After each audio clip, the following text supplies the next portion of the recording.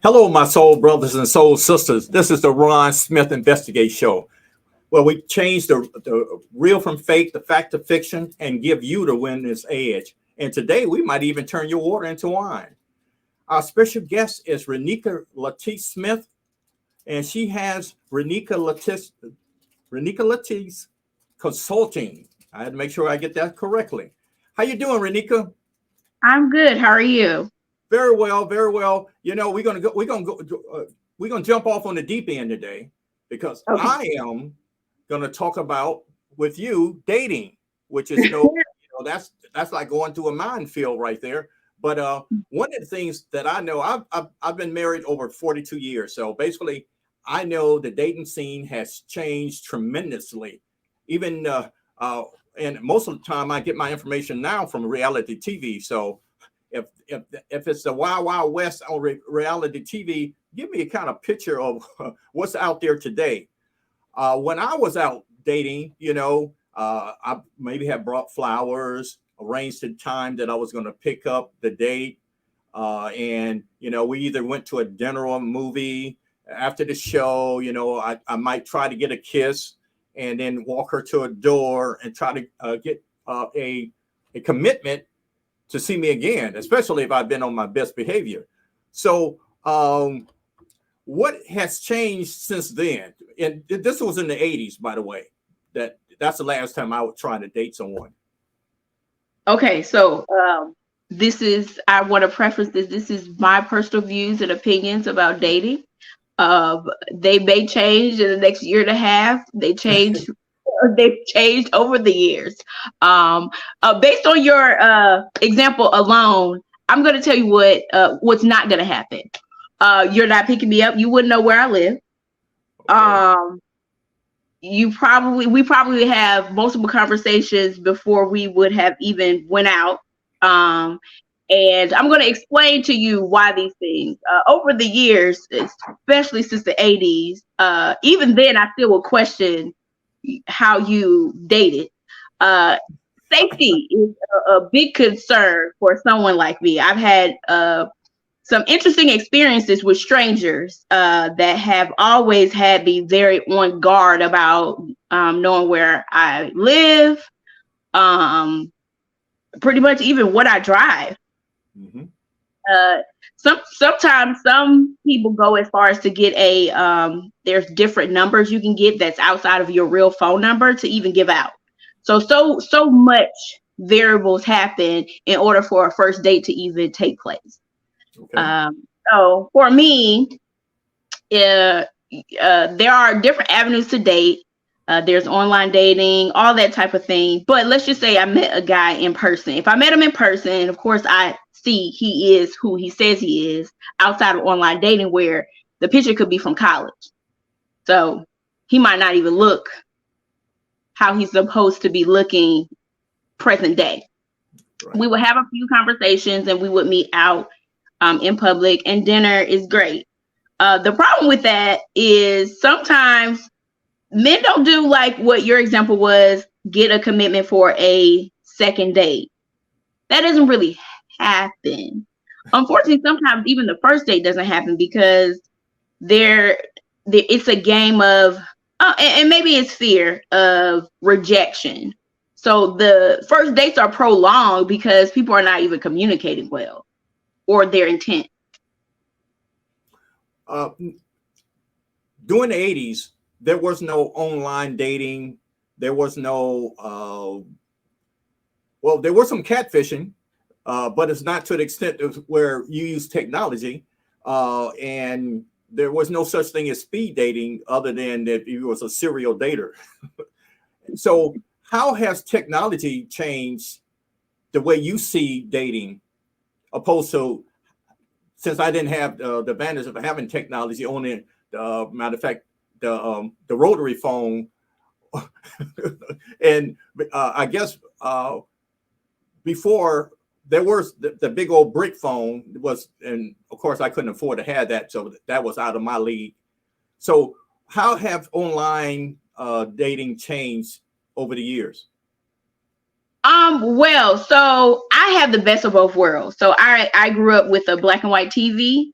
So I know the experience of just getting somebody's number and waiting for them to call you. There wasn't any texting, so I didn't have that privilege. But now with technology, it's giving you more options to find someone to date. Unfortunately, that's a good thing and a bad thing because it can be overwhelming or underwhelming depending on how you look at it. So, being that you live in a city before technology, you're only around the people who are in your city or wherever you travel or hang out at. Online has opened it up. I could date somebody or quote unquote find somebody in another country. So that's the good aspect of it. The bad aspect of it, I feel like our social skills are diminishing because we're so used to shorthanding conversation. So we're really not getting to know people. Sometimes it may seem like an interview. Sometimes it seems like maybe we're not getting too connected because we have so many options to communicate, and we're not, and I hate to say old school, but we're not going back to having real conversations. So that's the tough thing. Now, you mentioned catfish, and online dating, you'll get a lot of that. Whether it be me posting pictures of me from 20 years ago, or maybe me putting the wrong height. A lot of men do that. There's this thing called hat fishing, where men only show you pictures of them in hats. And so that's what you view of them. Well, oftentimes a lot of men, once they take their hat off, they look like totally different people. And so you experience that. Or, like anything with social media, you have the option to show yourself in the best light that you see. And unfortunately, and this might be my perspective, but I have homegirls and I think they'll co-sign too. A lot of men don't put effort into their profiles. So they may not even be good at writing their profiles, which is pretty much like your personal bio. And they come across so boring. They may not be, but they come out that they lose women that may have been of interest to them, or maybe a connection, because they are just they're boring. So we instant judgment is what it's called. Because I know you're not familiar with it. What happens is it's just like if let's just say you're looking for somebody for a position and you have their resume. That's what would be considered a profile. On these apps, they come up and you swipe, whether left is yes and right is no. You literally are only seeing a preview of what they're saying, and then you swipe yes, no, yes, no, yes, no. So you kind of get to be judgy in a way that you won't do that in person. If you're talking to somebody in person, you get a good conversation from them, and then you choose to exchange numbers and call it a day, and then maybe y'all have a conversation later.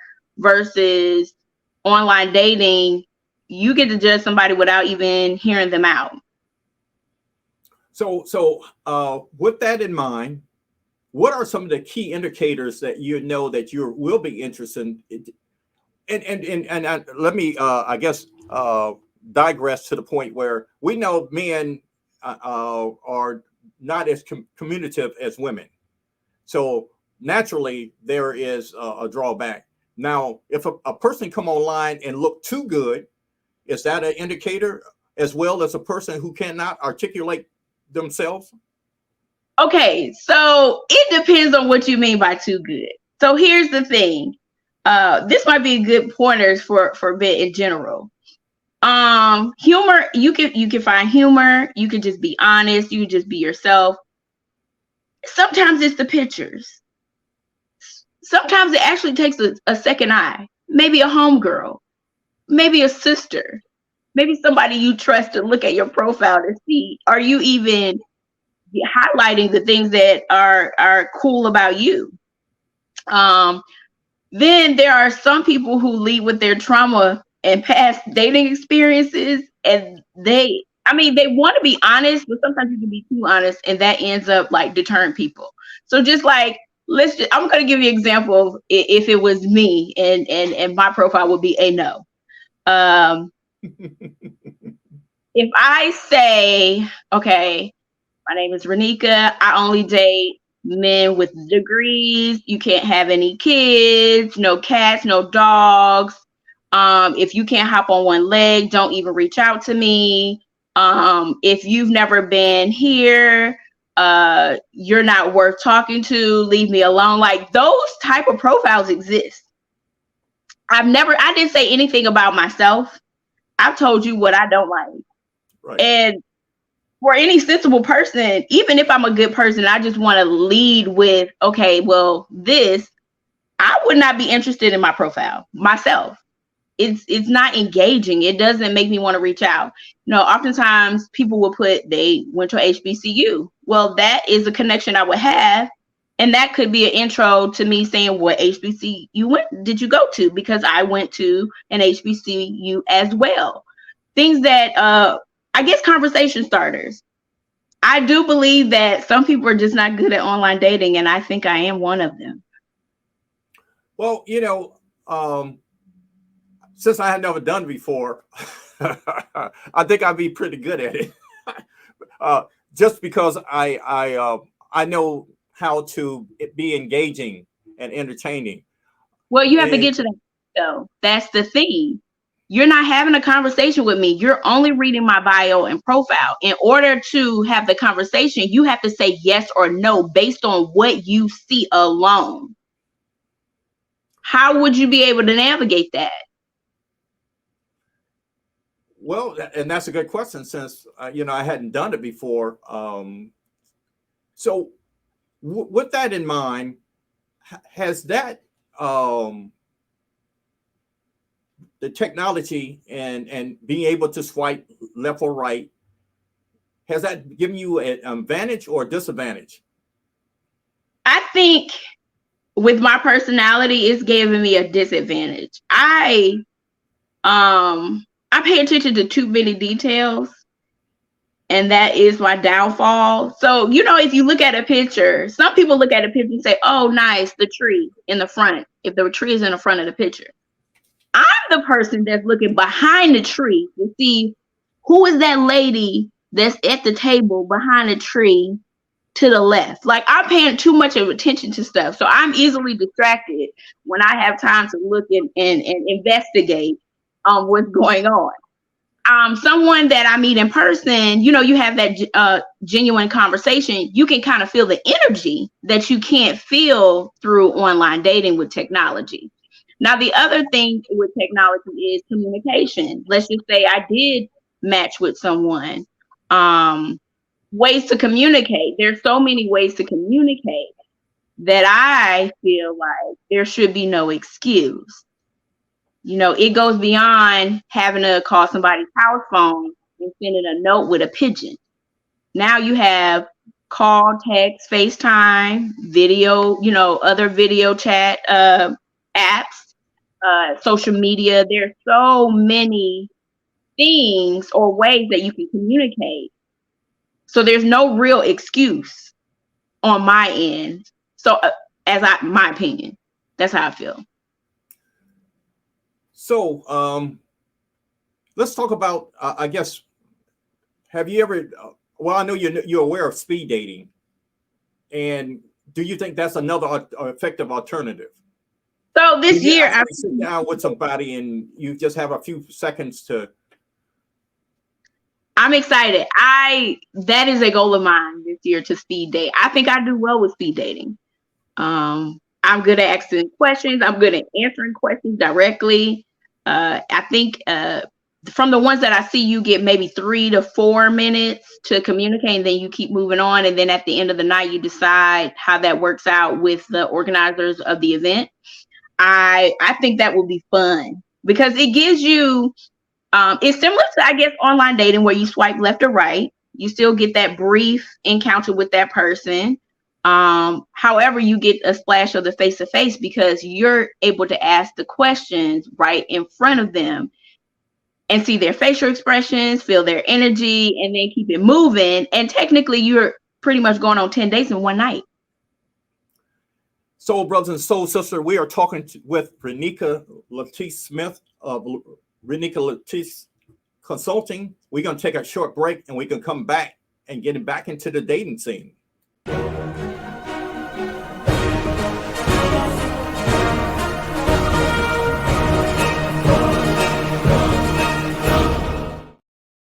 Ladies and gentlemen, we have Renica Latisse Smith or Renica Latisse Consulting, and we're talking about dating in 2023, opposed to the last time I dated was actually, 1980. Got to make sure I get that correct. So, do you think reality TV has enhanced online dating or kind of deterred online dating? And I'm speaking of the shows like The Bachelor in particular and The Bachelorette. I have watched The Bachelorette and The Bachelor, a few seasons of it, and also the other, 90 Day Fiance, all these other reality TV shows. And I don't know if it has any effect on dating at all. I think we look at it in the bucket of just reality TV in general. It is good for some of us just to see the personalities that are out there and what people are really looking for. And also, it's for me, it's a good assessment. How am I showing up when it comes to dating? What am I displaying when the intent is to date? Now, what I do like about those type of shows is, for the most part, you can, if you sign up for the show, the goal is to be the last person standing, right? So I guess you will be putting your best foot forward and being aggressive. My only thing about it is how aggressive you are with the dating while on the show. Does that translate after the show? I'm not sure about that aspect of it, but I don't think it has any effect. It may enlighten people on how interesting dating is. It may also promote people that are married to stay together, because it can be a headache to find someone these days. Well, I agree with that, because if I was single, I will probably have a very, very interesting, I will say, put interesting time, even considering going out into the dating field, which lead me into when I was seriously, doing the different phases of dating, and actually my biggest dating period was in college. I was trying to find someone that I can talk to, someone who enjoys sports, someone who had a sense of humor. When I became to get serious about, moving to the next step, and, asking somebody actually, then I guess pre-engagement or engagement, and actually seeking a eternal relationship, which means marriage. I wanted somebody that I guess who were spiritually connected with me, who had the same similar beliefs structure, as well as we had things in common and things that we can relate outside of just that feeling of love, and that feeling that we can stay on the honeymoon forever. What are some of the things that you look for if you were going to take those steps from dating to actually being serious with someone? Okay. So this might be to my detriment. So this is me being transparent and honest. There's no difference from dating to the next step for me as far as what my criteria is. Maybe I should be a little less strict, but I'm not. The same thing. I need a partner. I need a life partner, because that's what I go into it assessing if they would be a good life partner. Like, I'm not here for fun. I have homegirls that I love hanging out with. I don't need somebody for that. So it would be someone who is funny. And when I say funny, my humor is not like everybody else's. So I need someone who understands dark humor and sarcasm. I am a single parent, but I'm not the normal single parent. I am quite active and I can't have somebody who thinks they can compete for attention. That does not work for me. I am a loner, so I need somebody who's okay with that and doesn't take offense or feel rejected when I need my space. Somebody who loves sports, that's for sure. Like I love sport to another level. I need someone who is ambitious. He's got to be spiritual. He's got to know God for himself. I need somebody who loves what they do, or they're on their way to loving what they do. I think that's important. I need someone who understands that therapy is mandatory. That has got to be something that you are interested in some form of fashion, whether it's couples therapy, therapy on your own, any type of therapy, to be honest. I need you to be healthy. I need you to believe in physical therapy, if that's the case. Health is wealth, to me. And I have some more as well. But they have to fit in my family. I have a large family. And when we get together, you won't know the in-laws from the blood relatives most of the time. And if you can't get in where you fit in, that could be a major problem. So for me, I'm always looking at someone with those eyes. In addition to, I'm looking at myself. Would I fit into his life without agitation? Because that's what you want. You don't want to cause agitation in someone's life. How do you benefit them as well as they benefit you? One of the things, and this is part of my theory, from high school to college, you can date potential. And I even go further to maybe in your late 20s, you can date potential. My concept is from the 30s and the 40s, that individual should be all the trial and error about their lives and about their careers and about their goals and objectives should be narrowed in. And from the 40s to the 50s to the 60s, I think that person should be on the road to wherever they are going to. And the reason why I said I would be hard for me to date, because as you get older, not necessarily set in your ways, but you have those things that you will tolerate, and there's some things that there's some non-negotiables. One of my non-negotiable is a person who is not a spiritual person. So what are some of the things that, I guess, from the context of what I just said, can you expound on relating to what you're thinking about the dating world? Well, again, I want to preference this disclaimer. This is my views and opinions about dating. It's different for men and women, to be honest. The expectations of women 30s and 40s and the expectations of men in their 30s and 40s are totally different. Unfortunately, sometimes it's unfair. And I do believe because of how my generation grew up, oftentimes we did things because our parents wanted us to do, what society felt that we should do.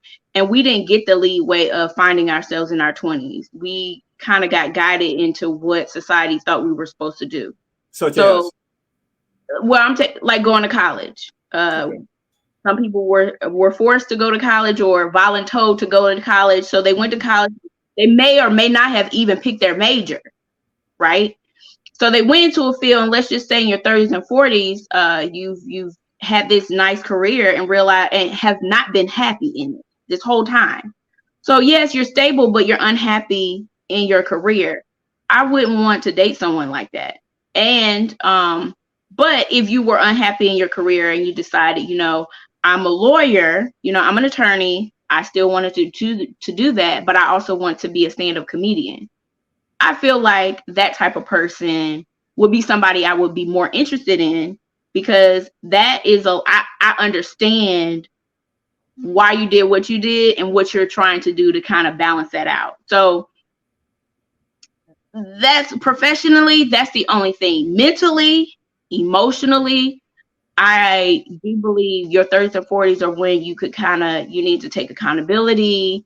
It's time to kind of hone in on things you want to work on and what you don't want to work on. And you're right. By 50s and 60s, whatever you are is how you are. Yes, you can still progress and work on some things, but it shouldn't be the tall list of things that you should be working on in your 30s.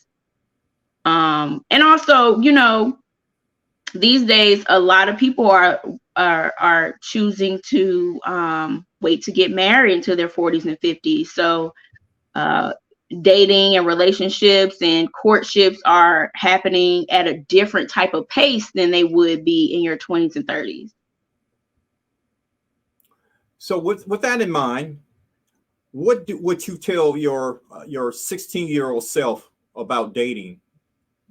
What, now that you know what you know now, what advice would you give Renica Latif Smith, that 16-year-old, about her future? Oh boy, I don't even know. This might be the most controversial thing I say. What I would tell my 16-year-old self would be take all the gifts, keep all the gifts, do not give the gifts back. Travel more. Make sure it's financially beneficial if you're going to date somebody. Be open and honest with yourself. Do not compromise. Your safety is absolutely important.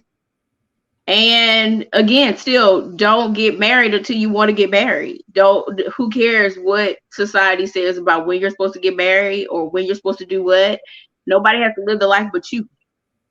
Now, that's a nice way I'm going to say it, but I really would tell myself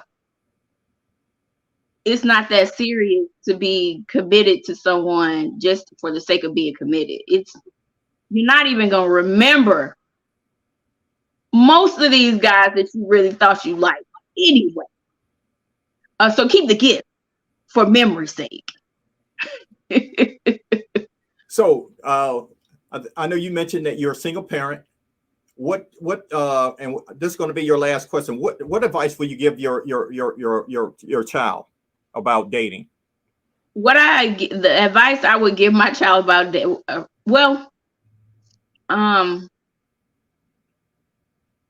don't feel pressured to do anything you don't want to do when you want to do it. Always be true to yourself. Leave people better than you found them. Don't compromise yourself just for the sake of being in a relationship. They're not that deep. Because he's a teenager, so there's that. I would also tell, don't invest your time in people that you're not sure about. And don't introduce somebody to something that you can't maintain. Wow, that's awesome. This is Renica Latif Smith of Renica Latif Consulting. Thank you so much for being on our show. And, I think I need to have you on a monthly basis. That's just my opinion. I'm sure I have plenty to talk about. Thank you so much. And ladies and gentlemen, Renica Latif Smith. Thank you.